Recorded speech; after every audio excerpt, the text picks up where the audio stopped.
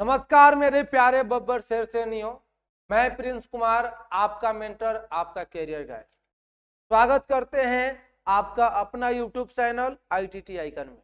तो साथियों, सभी को गुड इवनिंग, राधे राधे। कैसे हैं आप सब?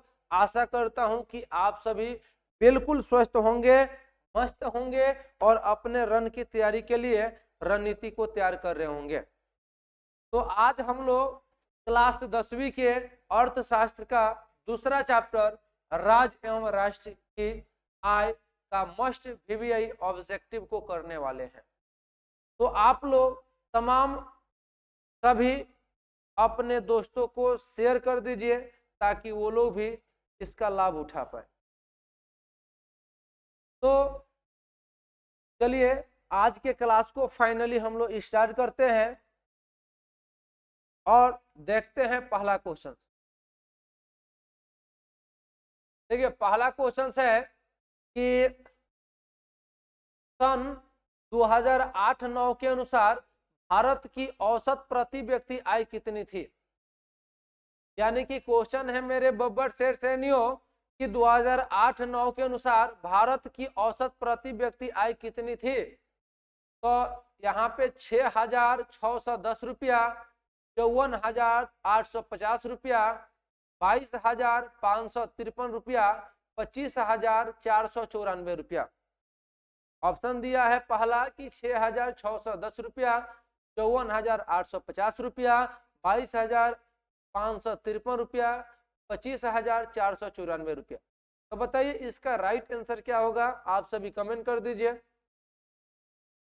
जी हाँ, तो इसका पहला ऑप्शन हो जाएगा ऑप्शन नंबर डी, 25,494 रुपया। चलिए हम लोग आगे बढ़ते हैं और अगला है कि भारत में किस राज्य का प्रति व्यक्ति आय सर्वाधिक है। यह आपका NCERT का क्वेश्चन है और पूछा भी गया है कि भारत में किस राज्य का प्रति व्यक्ति आय सर्वाधिक है। तो ऑप्शन दिया है गोवा, हरियाणा, बिहार, पंजाब। तो भारत में किस राज्य का प्रति व्यक्ति आय अधिक है? तो भाई साहब गोवा होगा, इसलिए इसका राइट आंसर हो जाएगा ऑप्शन नंबर ए। आप लोग इस क्लास को अपने तमाम सभी दोस्तों को शेयर कर दीजिए एक बार और दबा के लाइक और कमेंट कर दीजिए और सभी क्वेश्चंस का आंसर प्रयास करिए कि हमारे बताने से पहले अपलोड दें। तो चलिए अगला प्रश्न की ओर बढ़ते हैं। अगला प्रश्न है बिहार के किस जिले का प्रति व्यक्ति आय सर्वाधिक है।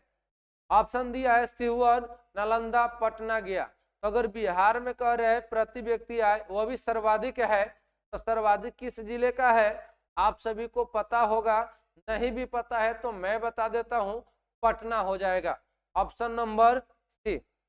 चलिए आगे बढ़ते हैं। जिस देश की राष्ट्रीय आय अधिक होता है वह देश क्या कहलाता है? अर्ध विकसित, अविकसित, विकसित, इनमें कोई नहीं। जिस देश का राष्ट्रीय आय अधिक होगा उस देश को क्या बोलेंगे? तो विकसित देश बोलेंगे भाई साहब, ऑप्शन नंबर सी। चलिए आगे है केंद्रीय सांख्यिकी संगठन जिसको CSO कहते हैं का स्थापना कब हुआ था? मोस्ट इंपोर्टेंट क्वेश्चन है। ऑप्शन दिया है 56 में, 60 में, 1950 में, 54 में। तो केंद्रीय सांख्यिकी संगठन का स्थापना 1954 में हुआ था भाई साहब, राइट आंसर हो जाएगा 1954। चलिए आगे हम लोग बढ़ते हैं। अगला कि सन 2012-13 में, सन 2012-13 में प्रति व्यक्ति आय कितना था?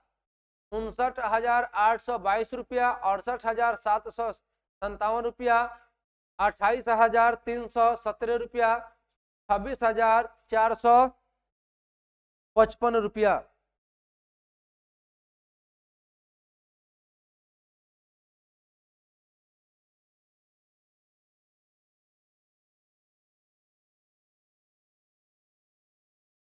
आगे देखिए, आगे देखिए हम लोग बढ़ते हैं।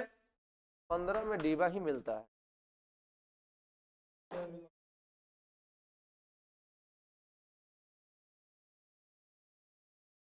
ठीक है जाइए अगला। हाँ, अगला प्रश्न है साख का आधार क्या है। क्वेश्चन है भाई साहब कि साख का आधार क्या है। तो ऑप्शन दिया है निवेश, उपभोग, विश्वास, बचत। तो साख का आधार क्या है? तो साख का आधार जो होता है वो आपका विश्वास होता है। कहा जाता है कि जो टूट जाए वो संकल्प नहीं होता। समझ में आ गया? तो अपने हौसलों को तोड़ना नहीं है। समझ में आ गया? चलिए आगे हम लोग बढ़ते हैं। अगला प्रश्न है, विकसित देशों की आय में वृद्धि के लिए किस पद का प्रयोग होता है? समावेशिक विकास, आर्थिक विकास, आर्थिक वृद्धि, इनमें से कोई नहीं। विकसित देशों की आय में वृद्धि के लिए किस पद का प्रयोग होता है? तो आर्थिक वृद्धि का ना होता है भाई, इसलिए इसका राइट आंसर हो जाएगा सी। चलिए आगे हम लोग बढ़ते हैं। नहीं नहीं नहीं, विकसित देशों की आय में वृद्धि के लिए किस पद का प्रयोग होता है? तो इसका तो राइट आंसर होना चाहिए आर्थिक विकास ना। इसका सी नहीं होगा, थोड़ा सा सुधार लीजिए, इसका राइट आंसर होगा बी। चलिए हम लोग आगे बढ़ते हैं। राष्ट्रीय आय जाना जाता है, राष्ट्रीय आय जाना जाता है, ऑप्शन दिया है व्यवसायिक गणना विधि से, उत्पादन गणना विधि से, आय गणना विधि से, उपयुक्त सभी। तो राष्ट्रीय आय जाना जाता है, इनमें सभी हो जाएगा, ऑप्शन नंबर डी। चलिए दबा के आप लोग कमेंट करिए, समझ में आ रहा है, क्लास कैसा लग रहा है। आगे है मस्ट बी क्वेश्चन, गरीबी का कुचक्र की धारणा किसने दी है? पीगू ने, रेगनियर नक्स ने, अल्फ्रेड मार्शल ने, किन्स ने। तो इसका राइट आंसर हो जाएगा रेगनियर नक्स ने हो जाएगा, ऑप्शन नंबर बी। चलिए आगे हम लोग बढ़ते हैं भाई साहब। भूमि का परिश्रमिक किसकी आय के रूप में क्या प्रकट करता है? उसकी आय के रूप में क्या प्रकट करता है? भूमि का जो परिश्रमिक होता है उसकी आय के रूप में क्या प्रकट करता है? ब्याज होता है कि वेतन होता है कि मजबूरी, वित्त यहाँ पे होना चाहिए, कि लगान होता है। तो यानी कि भूमि के लिए क्या सही जवाब रहेगा? तो भूमि के लिए हम लोग लगान देते हैं। समझ में आ गया ना, ऑप्शन नंबर डी। उसके बाद से भारत में गरीबी रेखा के नीचे रहने वाले की संख्या कितना है? 28.8, 29.8, 26.8, 27.8। भारत में गरीबी रेखा से नीचे रहने वाले की संख्या कितना है? तो 27.8 राइट जवाब होगा। चलिए आगे हम लोग बढ़ते हैं। अगला है कि बिहार में कुल घरेलू उत्पाद कितना प्रतिशत है? एनसीईआरटी का क्वेश्चन है। बिहार में कुल घरेलू उत्पाद कितना परसेंट है? 11.03%, 10.03%, 8.03%, 9.03%। यानी कि 0.3% सब में तो कॉमन है रे भाई। इसमें क्या है कि अब 9 है कि 8 है कि 10 है कि 11, क्या होगा? आप लोग पढ़े हैं, इसका राइट आंसर जवाब दीजिए। इसका राइट आंसर हो जाएगा क्या? बोलो जल्दी से कमेंट करिए। यहाँ ये हो जाएगा 11.03%। चलिए आगे हम लोग बढ़ते हैं कि बिहार में सबसे कम प्रति व्यक्ति आय वाला जिला कौन है? बिहार में अगर सबसे कम की बात किया जाए तो सबसे अधिक तो पटना का था, सबसे कम किसका हो जाएगा? शिवहर का हो जाएगा, इसलिए राइट आंसर हो जाएगा ऑप्शन नंबर डी। अब आगे बढ़िए। अगला प्रश्न है कि केंद्रीय सांख्यिकी संगठन के अनुसार बिहार के आय में वृद्धि कितना परसेंट हुआ है? 8%, 9%, 11.03%, 10%। तो 11.08% हुआ है, यानी इसका राइट आंसर हो जाएगा सी। आगे है 2009-10 के अनुसार बिहार का प्रति व्यक्ति आय कितना था? 13,211 रुपया, 15,254 रुपया, 7,875 रुपया, 16,119 रुपया। तो 2009-10 के अनुसार बिहार का प्रति व्यक्ति आय कितना था? तो इसका राइट आंसर हो जाएगा 16,119 रुपया, ऑप्शन नंबर डी। आगे है कि सन 12-13 के अनुसार भारत का औसत प्रति व्यक्ति आय कितना था?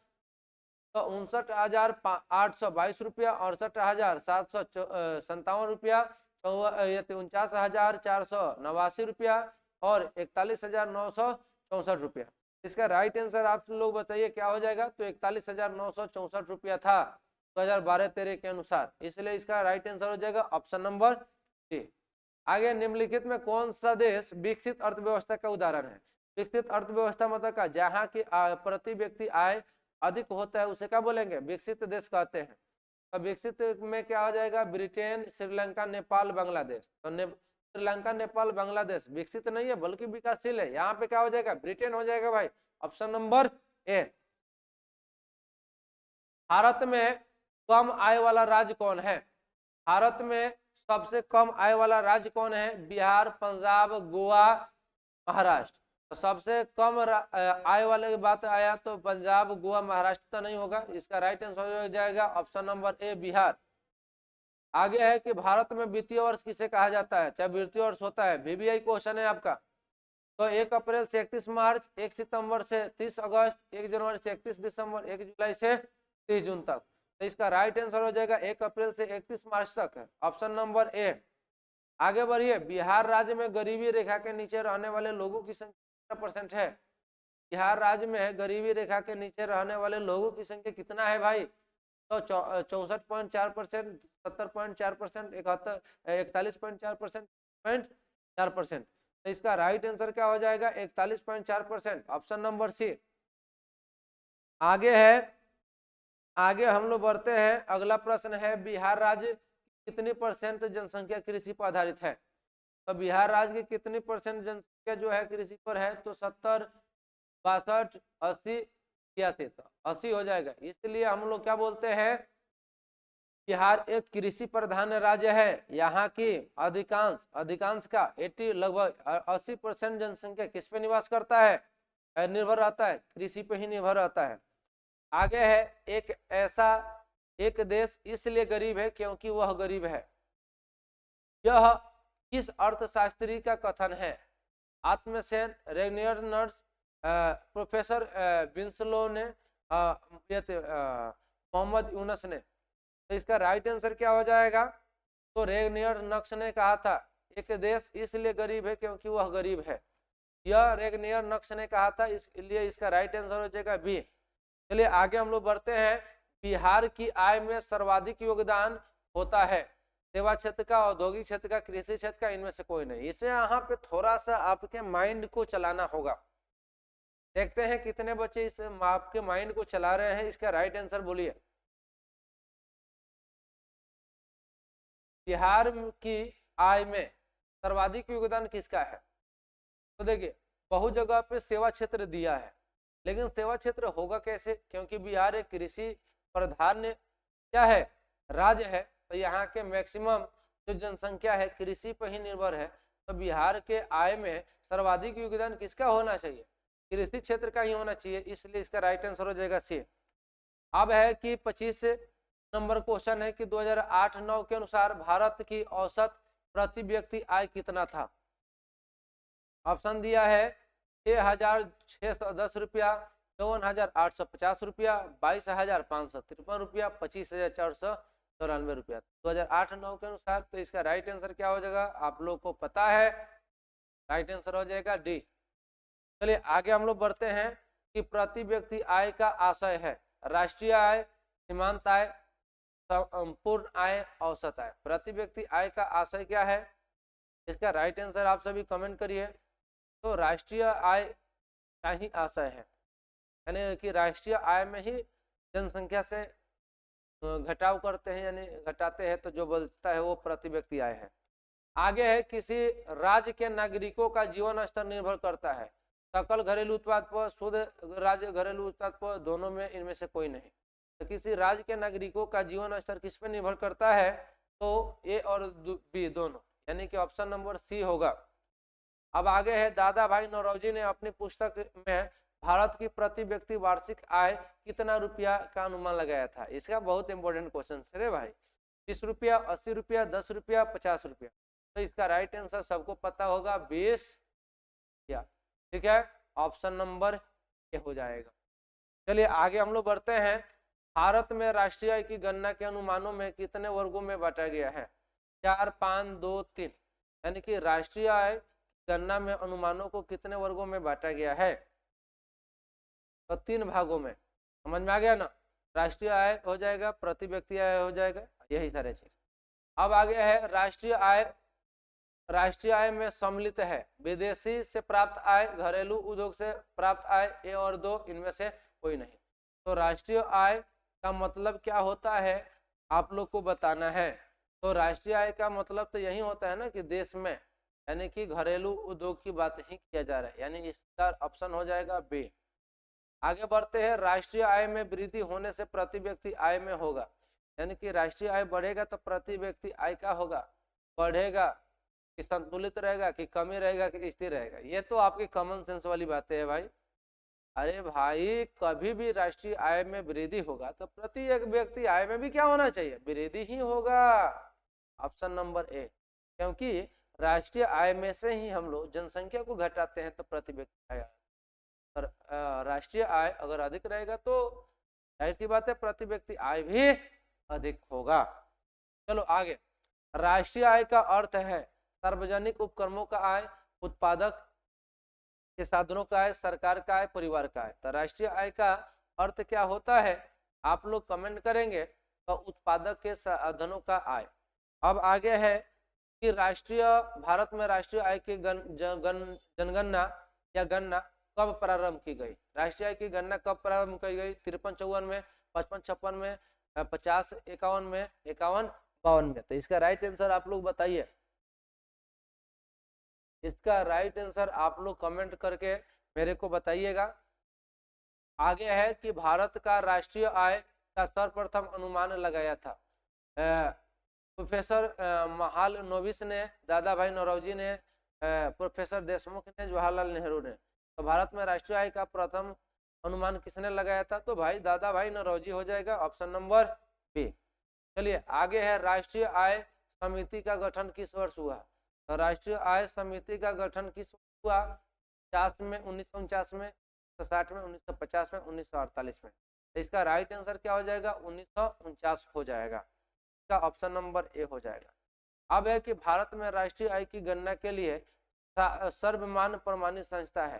केंद्रीय सांख्यिकी संगठन, नीति आयोग, राष्ट्रीय विकास परिषद, इनमें कोई नहीं।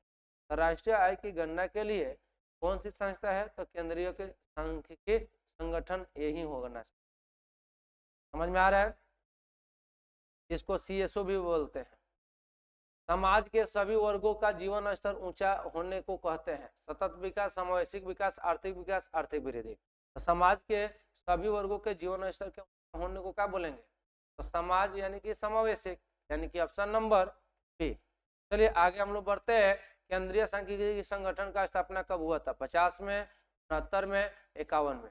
तो केंद्रीय सांख्यिकी संगठन का स्थापना कब हुआ था? अरे भाई ये इनमें क्या दिया है? इनमें कोई नहीं। तो 1950, 69, 51 इनमें कोई नहीं। तो इनमें कोई नहीं होना चाहिए क्योंकि 1949 में ही हुआ था। ठीक है, तो इसलिए ये ऑप्शन में नहीं है कि 94 में हुआ था शायद, उसको थोड़ा सा देख लीजिए। इसलिए इनमें कोई नहीं हो जाएगा, ऑप्शन नंबर।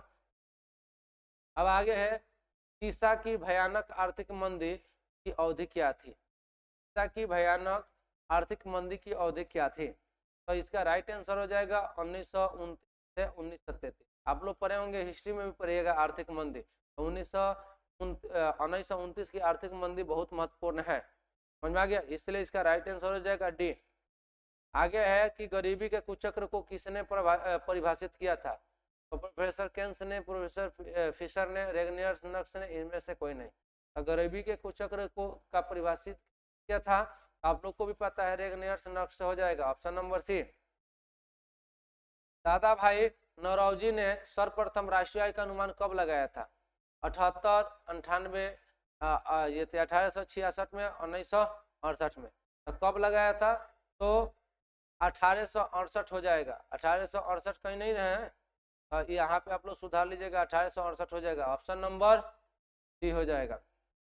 आगे है कि 2013-14 में भारत का प्रति व्यक्ति आय कितना था? 60,822, 80,388, 41,964, 49,489 रुपया। तो इसका राइट आंसर क्या हो जाएगा?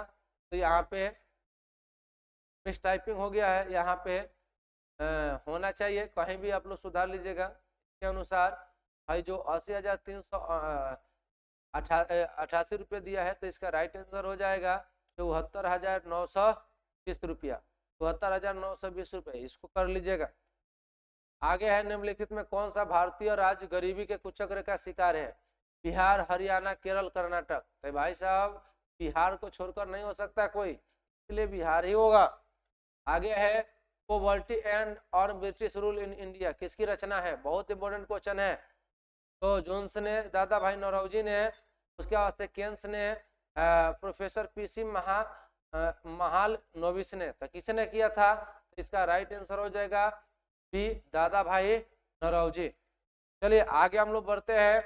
आय तथा उपभोग का अंतर क्या, मतलब आय और तथा उपभोग का अंतर क्या कहलाता है? मुद्रा, बचत, विनिमय में कोई नहीं। यानी कि आय में से अगर उपभोग को हटा देंगे तो इसे क्या कहेंगे? हम लोग बचत ही तो कहेंगे भाई। इसलिए इसका राइट आंसर हो जाएगा बी। अब चलिए अगला हम लोग प्रश्न देखते हैं। एक बार आप लोग अपने सभी दोस्तों को शेयर कर दीजिए, स्टेटस वगैरह लगा दीजिए। चलिए, प्रति व्यक्ति आय द्वारा किसी देश की देश का पता चलता है। घरेलू उत्पाद, विकास दर, वार्षिक आय, आर्थिक संपन्नता। यानी प्रति व्यक्ति आय द्वारा किसी देश का किसका पता चलता है? इसका राइट आंसर क्या हो जाएगा? तो विकास दर का पता चलता है, बी हो जाएगा। चलिए आगे है, नए आंकड़ों के अनुसार अमेरिका का प्रति व्यक्ति आय है $2,360, $870, $46,040, $42,740। तो क्या हो जाएगा इसका राइट आंसर? तो सी हो जाएगा $46,040 है। चलिए आगे है, निम्नलिखित में कौन हमारे रहन सहन के स्तर को प्रभावित करता है? राष्ट्रीय आय, प्रति व्यक्ति आय, राज्य आय, इनमें से कोई नहीं। तो इसका राइट आंसर क्या होने वाला है? आप लोग कमेंट करिए। तो प्रति व्यक्ति आय हो जाएगा बी। अब आगे है कि उत्पादन एवं आय गणना विधि आर्थिक दृष्टिकोण से है वैज्ञानिक, व्यवहारिक, सहज, इनमें से सभी। तो ये आपका एनसीईआरटी का क्वेश्चन है, 5वां नंबर। इसलिए इसका राइट आंसर हो जाएगा ऑप्शन नंबर डी। ठीक है,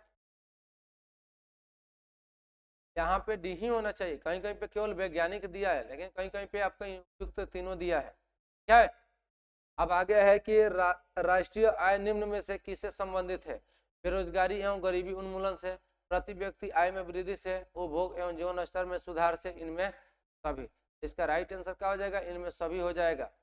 और आज का लास्ट क्वेश्चन, आप लोग इसका जवाब कमेंट करेंगे कि मैं बता दूं? ठीक है, क्वेश्चन है पहला कि राष्ट्रीय आय का सृजन होता है उत्पादक क्रियाओं द्वारा, वितरण द्वारा, विनिमय द्वारा, उपभोग के द्वारा। तो बोलिए इसका राइट आंसर क्या हो जाएगा? इसका राइट आंसर बाबू हो जाएगा उत्पादक क्रियाओं के द्वारा। तो आज का यहीं पे हम लोग क्लास समाप्त करते हैं। नहीं नहीं नहीं, और भी क्वेश्चन है तो उसको हम लोग देख लेते हैं, एक दो गो और, कि राष्ट्रीय आय की गणना की कितनी विधियां है। तो यहाँ पे 3 हम लोग पढ़े थे। ठीक है, इसका आंसर हो जाएगा 3। उसके बाद से है समावेशिक विकास, आर्थिक विकास क्या है? तो समाज के गरीब वर्ग का विकास, समाज के पिछड़े वर्ग का विकास, संतुलन विकास, इनमें सभी। यानी कि समाज के सभी वर्गों का विकास ही गरीब, समाज के गरीब वर्ग का विकास, समाज के पिछड़े वर्ग का विकास है, संतुलित विकास। यानी संतुलित विकास ही होना चाहिए, क्योंकि समावेशिक विकास में सभी को लेकर चला जाता है। राष्ट्रीय आय जाना जाता है आय गणना विधि से, व्यवसायिक गणना विधि से, उत्पादन गणना विधि से, इनमें से सभी। तो इसका राइट आंसर हो जाएगा इनमें सभी।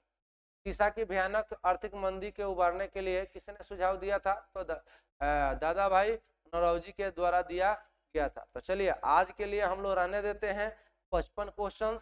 तो बताइए वीडियो कैसा लगा? अगर वीडियो अच्छा लगा तो आप सब लाइक कर दीजिए, कमेंट कर दीजिए, सभी को शेयर कर दीजिए।